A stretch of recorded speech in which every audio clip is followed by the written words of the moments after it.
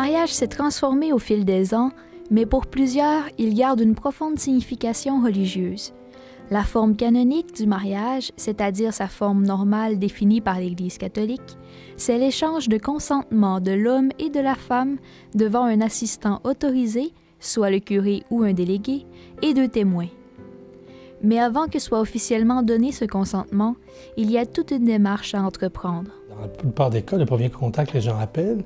Et généralement, ce qu'on leur propose, c'est d'abord de penser à un endroit, un lieu, et de prendre contact avec les autorités de ce lieu-là. On va leur poser des questions très simples au départ. D'abord, ils se connaissent depuis combien de temps, quel âge ils ont, dans quel moment ils veulent se marier. On va leur demander aussi leur histoire de foi, leur histoire de vie.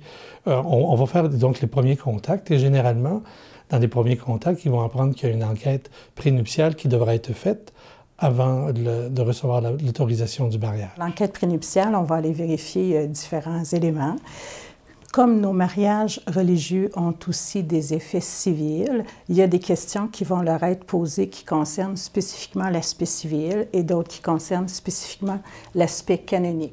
Il faudra alors apporter un certificat de naissance et un certificat de baptême récent de moins de 6 mois pour chacun des deux époux.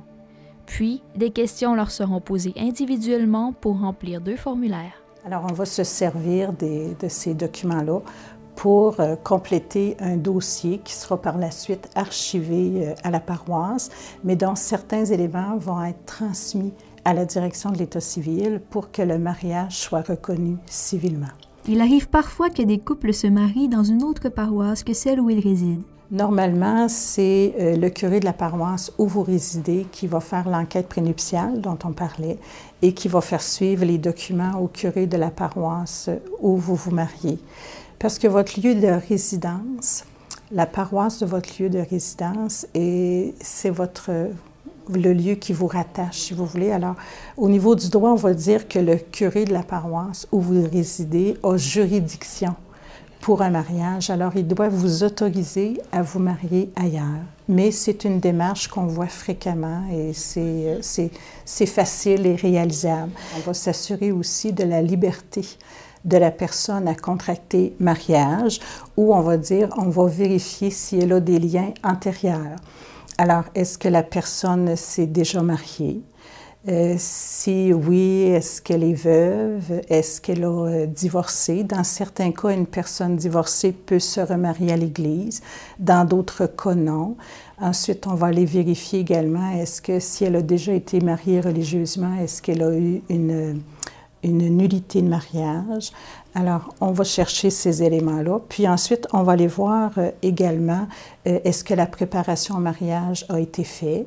Ensuite, on va s'assurer aussi des intentions de la personne par rapport au mariage religieux. Alors, c'est quoi leur projet de mariage? Comment est-ce qu'ils se situent par rapport au mariage chrétien? Quelles sont leurs intentions? Est-ce qu'ils ont une ouverture à la vie? Est-ce qu'ils veulent placer Dieu au centre de leur projet aussi? Alors, on va vérifier, regarder et cheminer, bien sûr, avec eux à partir de différents éléments. Le mariage, au départ, est un droit naturel. On accueille les futurs époux.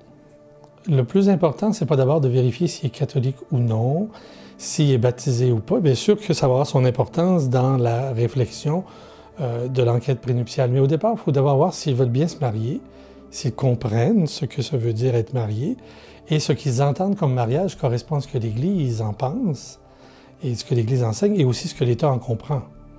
L'enquête prénuptiale, il faut la voir comme un outil, un instrument, à la fois de vérité, entre les deux personnes du couple aussi, et pour du dialogue. Il y a des choses, des fois, qu'on n'oserait pas parler, mais comme ça se retrouve sur le formulaire, on va se dire quelques mots.